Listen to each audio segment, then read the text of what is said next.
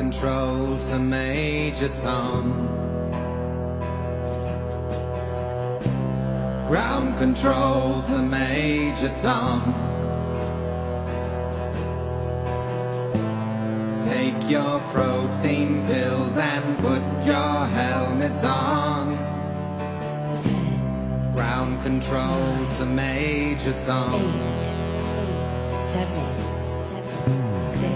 Commencing countdown, engines on. 3, 2.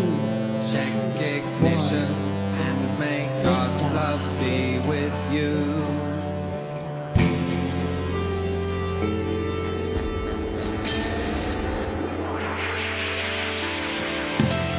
Quem sabe, além do astronauta, também não possamos contar com outro super-herói mais recente, e que foi um dos 5 protetores do meio ambiente mais importantes dos anos 90.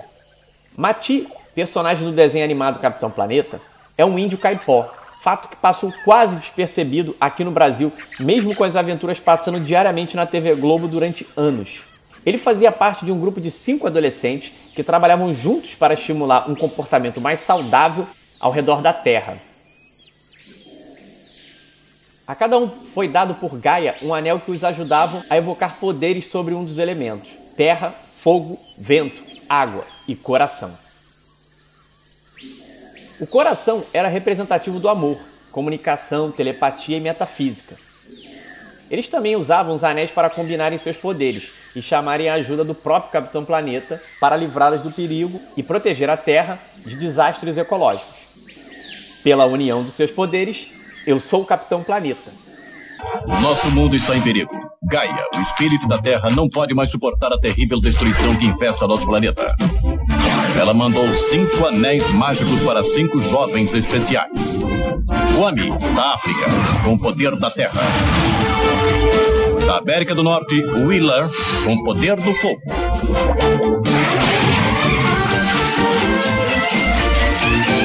Da União Soviética, Linka, com o poder do vento.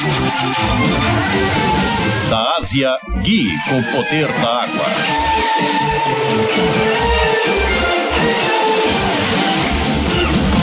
E da América do Sul, Mati, com o poder do coração. Os 5 poderes unidos formam o grande campeão da Terra, o Capitão Planeta.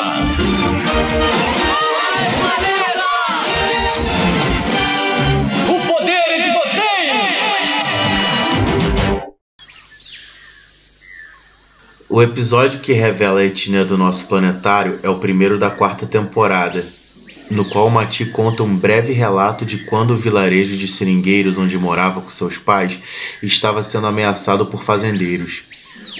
Ele conta essa história para tentar apaziguar divergências de opinião entre os planetários. Está havendo uma discussão entre indígenas e seringueiros liderados por Chico, provavelmente Mendes.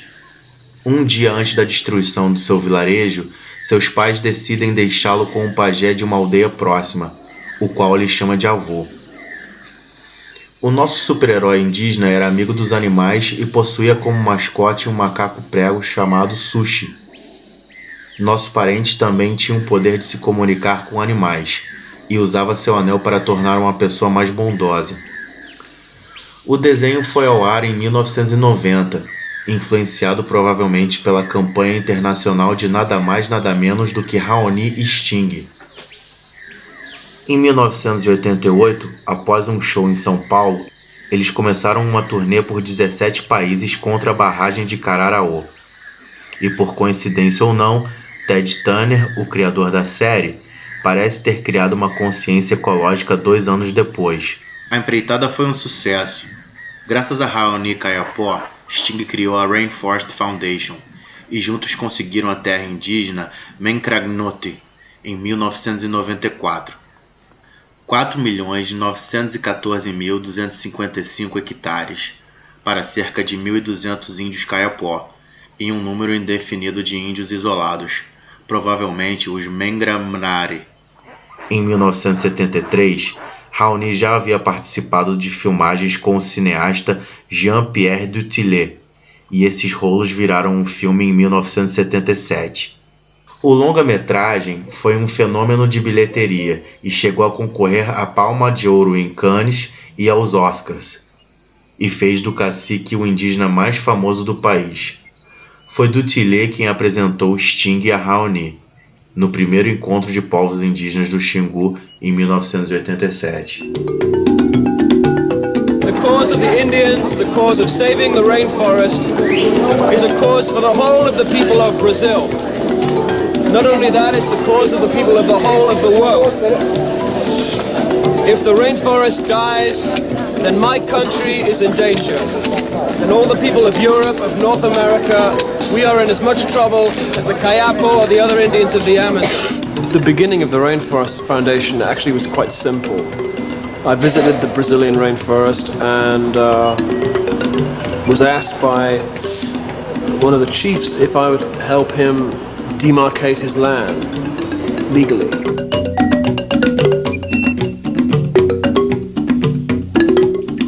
Because they had all kinds of invasions by loggers and miners and farmers who were destroying the forest. Yeah, I'll try. I mean, I had no idea how it was going to be accomplished.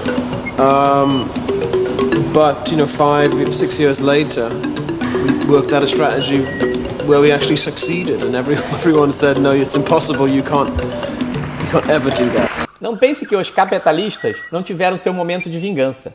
Justamente nas 2 semanas nas quais ocorreu a Cúpula da Terra em 1992, o sobrinho de Raoni, Bep Cororote Caipó, Paulinho Paiacan, foi covardemente acusado de estupro. Naquela época, essa tática globalista pegou nosso parente em cheio, tendo sua foto estampada na capa da revista Veja, com a manchete "O Selvagem".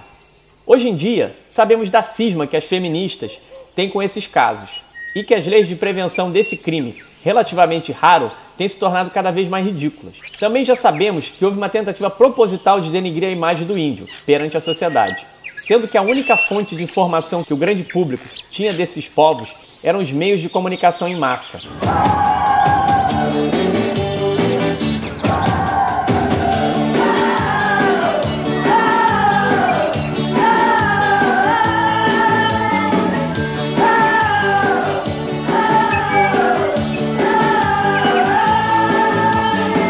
As acusações foram baseadas na construção de consensos em torno da situação privilegiada de Paiacan, dos Caipó e das populações indígenas no Brasil, no que se refere à riqueza, à terra e à situação jurídica.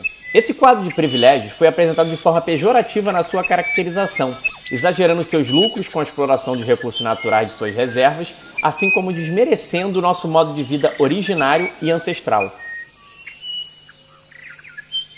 Com todas as suas implicações, e por ter acontecido durante o maior e mais importante encontro ecológico da década, a Eco 92 no Rio de Janeiro, o fato constrangeu a comunidade ecológica mundial, uma vez que Paiacan, até então, era uma espécie de vedete internacional, tendo recebido vários prêmios nessa área, além de ser capa de revistas importantes da Europa e dos Estados Unidos.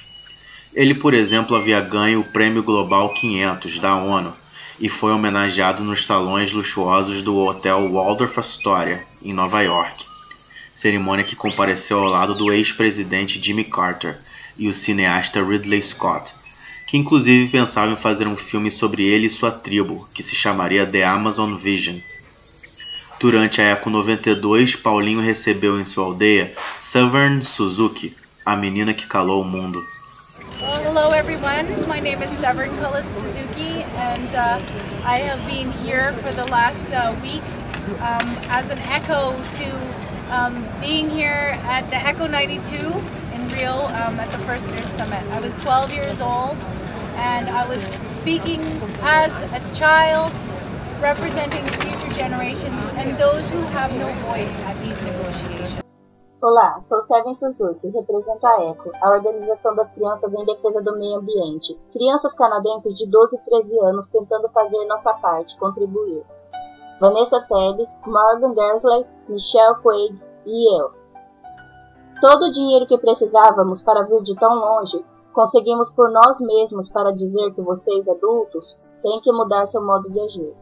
But there is another story, and that is the story of our connection to the Amazon rainforest. When I was 9 years old, my family took me and my little sister to the home of Payakan and Mayal, which is in the state of Para, on a tributary off the Xingu River. And this trip to the Amazon when I was 9 years old, living for 2 weeks in a Kayapo village in the forest, changed my life. 20 years later, the Kayapo people are still struggling to fight against destruction of their homeland. And so this is why I'm very honored to be joining my friends once again here and try to be with them in solidarity as they face their struggle, in particular here to the Belo Monte Dam. Na minha adolescência, na minha juventude, melhor dizer assim, na minha juventude comecei a visitar a cidade próxima da nossa reserva, comecei a ver a tanta destruição que estava aproximando nós. Primeira minha saída para a cidade, comecei a me preocupar. E aonde eu comecei a pensar de lutar pelo nossa terra, né, e conseguir a demarcação, a terra Kayapó, e que fica no estado do Pará. E então, quando a gente vivia tranquilo, sem saber se o governo já estava realizando um projeto, primeiro projeto que estava sendo ameaçado, e o projeto chamava de Cararaú. Paulinho Payakan e sua tribo podiam ser considerados ricos. Suas reservas são ricas em recursos naturais, especialmente o mogno, madeira nobre que, segundo se apurou, ao ser vendido aos fazendeiros da região, rendia milhões de dólares ao ano aos integrantes da tribo. Lá se avistavam antenas parabólicas e automóvel do ano nas garagens, que chamava atenção naquela época. Paulinho Payakan, por exemplo, era dono também de uma caminhonete D20 e um avião monomotor. Aos 37 anos era empresário dos negócios caipó, admirado pela realeza britânica e paparicado pela Tietagem Verde. A cadeia de lojas de produtos naturais londrina, Body Shop, lhe presenteou com um bimotor Cessna. Um dos sonhos do cacique era se candidatar a deputado federal, na trilha de Mário Juruna. Mas tudo isso viria por água abaixo após uma acusação mentirosa. A cidade de Redenção deixa escapar um sentimento há muito tempo sufocado: a rivalidade entre brancos e índios.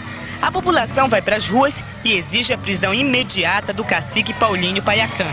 Este homem diz que não teme confronto com os caiapós. Nós ficaremos aqui até a última hora. Nós não vamos sair. Na praça da cidade, o pai de Silvia Letícia lidera um movimento. A estudante diz ter sido estuprada por Payakan e sua mulher Erecrã Kayapó.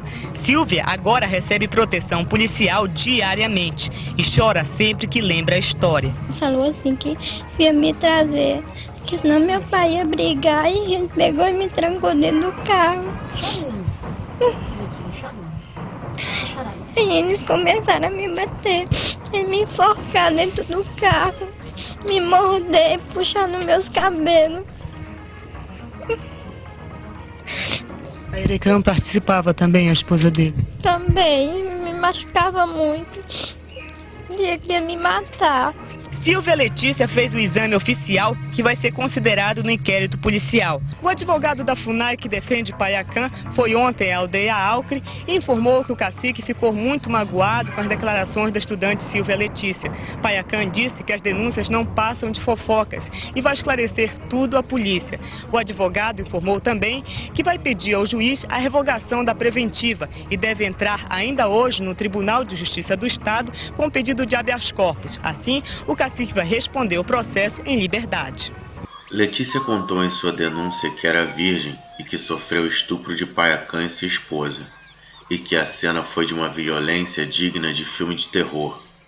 O incidente, segundo ela, envolvia espancamento, estrangulamento, tortura com derramamento de sangue até no teto do carro e estupro de 1 hora com direito à mordida da mulher do cacique que deixou o mamilo dilacerado. Deixa pra lá. Mesmo assim, os exames com médicos legistas constataram que os seios de Silvia Letícia estavam perfeitos e de que não houve fisting. Não foram encontrados sinais de estrangulamento, como foi dito pelo próprio caseiro do cacique, e não foram possíveis encontrar sinais de hemorragia grave em Letícia, até porque ela conseguiu percorrer 8 quilômetros até sua casa a pé e na carona de uma bicicleta. Depois dos resultados dos laudos médicos, os ferimentos de Letícia parecem fortalecer a versão de Payacã sobre as agressões, na qual ele diz que o caso não passou de um ataque de ciúmes de Irecrã, depois de encontrar a garota de 18 anos fazendo sexo com seu marido. O delegado José Barbosa de Souza também desmentiu ter falado que o carro parecia que tinha matado um animal ali dentro, já que o carro foi encontrado totalmente limpo e nunca passou pela perícia. A história supostamente começou quando Silvia Letícia e uma amiga, Ednair Pereira Brito, pediram às filhas de Payacã para ir a um churrasco na aldeia e tomar banho de rio, onde foi consumida muito bebida alcoólica e no final do churrasco, alterados, os dois mantiveram relações sexuais. Por outro lado, o Jornal do Brasil dessa época ressalta a antipatia que os brancos tinham em relação aos caiapós, devido justamente a serem cobiçados pelas mulheres locais. Os indígenas ricos e bem vestidos eram vistos nos lugares badalados da cidade e atiçavam a curiosidade das jovens solteiras. Essa foi apenas mais de uma vez de milhares que a mídia atiçou o ódio contra os indígenas. A inocência de Payacã foi tema de uma dissertação da UFRJ em 2001, sob o título A Construção de um Réu, Payacã e os Caiapó na imprensa brasileira durante a Eco 92, por Maria José Alfaro Freire. Após cumprir 2 anos, 5 meses e 19 dias de prisão preventiva, Paulinho junto com sua mulher Irecrã foram inocentados em 1994. Entretanto, o Ministério Público recorreu da decisão. Em um novo julgamento em 1998, Paulinho foi condenado a 6 anos de reclusão em regime fechado e Irecrã a 4 anos em regime de semiliberdade. Contudo, não foram presos e abandonaram sua casa na cidade de Redenção, passando a residir na aldeia Caiapó, Alcre.